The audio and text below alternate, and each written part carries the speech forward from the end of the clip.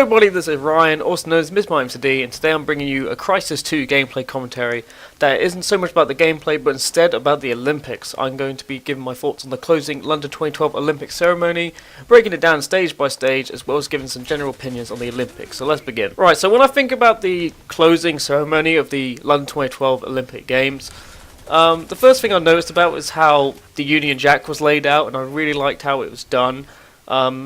Nice mix of colours there. It was really cool, and having the London Eye in the middle was really nice. And then you would have like Big Ben and stuff like that popping out with, you know, the bright yellow and gold lights. But what I found really strange was like all the people and the cars and the trucks and whatever driving around were all like in some kind of newspaper. It was just really weird. I was like, what the fuck? Why is there no like fish and chips dressed?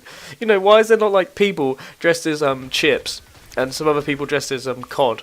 And they're just in like a massive newspaper. I don't know. That's the first thing I thought of was just fish and chips. So I'm not 100% sure what the whole like newspaper thing was. I guess it was just to reflect stories around Britain at the time. I don't know. But what I did find really funny was how in Churchill pop out of Big Ben. That was really cool and actually hilarious. And I did not see that coming at all. I'm sure not a lot of people didn't think that someone would pop out of Big Ben, for God's sake. And then in traditional fashion, you had God Save Our Queen playing. As expected. That was pretty nice and pretty cool. But what got me really excited was Michael Caine doing the countdown. I was thinking to myself, did Michael Caine do the countdown to like Thunderbirds or something? I don't know why he was doing a countdown. I'm not 100% sure what the significance of that was. But here Michael Caine was pretty cool. And he was doing the countdown 5, 4, 3, 2, 1 to Del Boy and Rodney coming out of their three-wheeled yellow van from Only Fools and Horses. And I was thinking to myself, is that really, you know, Del Boy and Rodney as I know them? Is that what's his face? David Jason? Is that his name? I think that's the name of Del Boy. I forget the real life name of the actor who plays Rodney, but I wasn't sure. Maybe it was them, I don't know. But I wish they were on screen a bit more. They only left like 3 or 4 seconds. Like the van just exploded and they pop out. That was pretty cool. And I was glad they were there. I actually got a bit giddy when I saw the three-wheeled van. I was like, oh my god, Only Fools and Horses, yeah mate, this is sick. I wish there was more of the cast. I'm a big fan of Only Fools and Horses, and I don't know if any of you guys have, but they used to release DVDs of like every couple of episodes. And it was this like magazine you would collect, and you get a DVD of like 3 or 4 episodes on it, and I've got all of them. And it's just a pretty cool collection anyway. You can get it for like £100 when it came out, but now it's like 20, 30 quid. It's really cheap. But it's a great series if you have not watched it. And then when Only Fools and Horses was out of the way, we had Madness coming in with Our House, which was pretty cool. I'm gonna admit, Suggs, the lead singer of Madness, I'm not the biggest fan of Madness. I do like Madness. They're good to play now and then and try and be all British and all this kind of stuff, but Suggs just sounded weak. But that's expected really with his age and stuff like that. But it was great having them on and roll in. And then we had the Pet Shop Boys. I've heard this song before. It's one of those songs where I don't know who it's by, I don't know what it's called, but I've definitely heard it before. And it's one of those songs you just hear around. And now I know it's by the Pet Shop Boys. And they were wearing these like funky, pointy gear. That they had like black pointy helmets on or whatever, and people on bicycles had these really pointy orange things, and they had like slits to see, but they look really small. It's like, how the hell can they see through those things?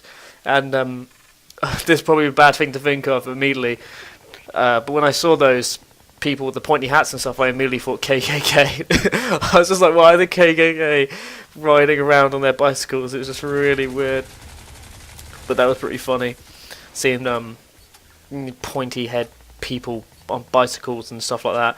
And I also started thinking about like Pyramid Head from Silent Hill, and I'm just like, I want to play some Silent Hill now. But then they went away, and then One Direction came on, and immediately I was like, no, fuck you, One Direction, piss off, don't want you on my TV, can you go away please, I hate your music, blah blah blah. And then I fell for the trap, 10-15 seconds in, I was hooked on the song. It was really catchy. I've obviously heard this song before.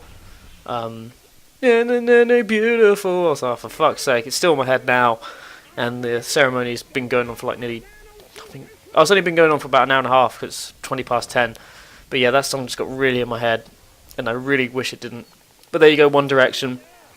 And then we had some steel pan band called Stomp or something, and that was actually really cool. I found them way more entertaining than Madness, One Direction, and the Pet Shop Boys, simply because they were just so acrobatic and stuff like that.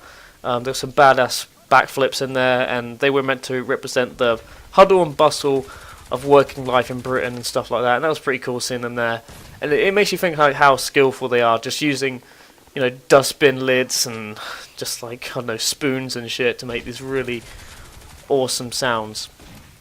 And then you had like Ray Davis coming out of a black taxi, and he was singing his love song to London. I can't remember what it's called. It had like Waterloo in the name, and I guess it's a classic song. I've never heard it before. I've heard of Ray Davis before, but I've never heard of that actual song. And yeah, I was just like, yeah, okay, I get it. This just may be a classic song. I suppose it was nice that it was there. And then we got into like this Emily Sunday girl. I hope I got her name right. I can't even remember. It's just this girl singing next to a piano.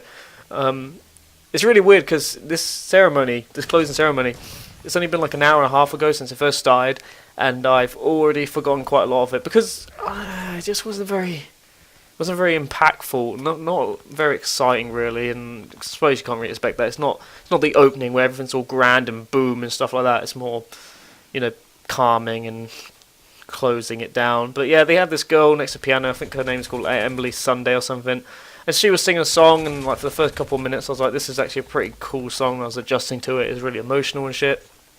And then you had like the montage of like Jessica Ennis, who everyone seems to bum and think she's fit and stuff like that. And personally I don't, but well done on Jessica Ennis for getting all those medals. That was very good of you.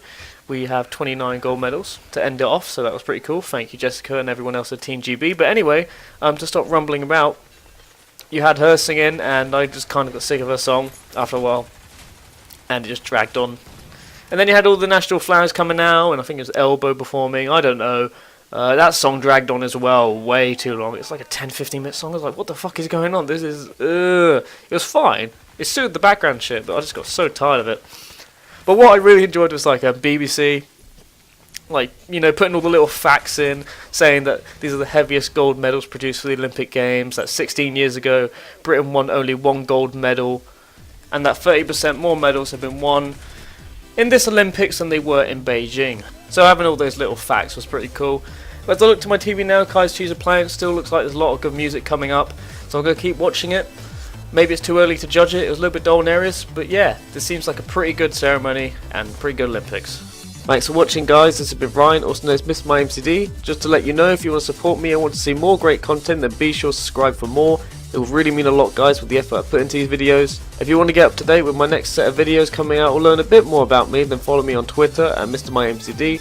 Or for live stream opportunities where you can play with me, you can look out for me on twitch.tv/MrMightyMcD. But if these videos aren't really your fancy, then why not check out my new Let's Play channel over at youtube.com/MrMightyMcD LPs. I post a variety of different games with a heavy amount of uploads regularly, with gameplay from myself and with my friends. It's great fun to watch, so be sure to check that out and subscribe to that channel for that type of content as well. And lastly, if you're looking for even more content, be sure to check out the rest of this channel, MrMightyMcD LPs, and click the video previews on screen. Anyway guys, take care and have a lovely day.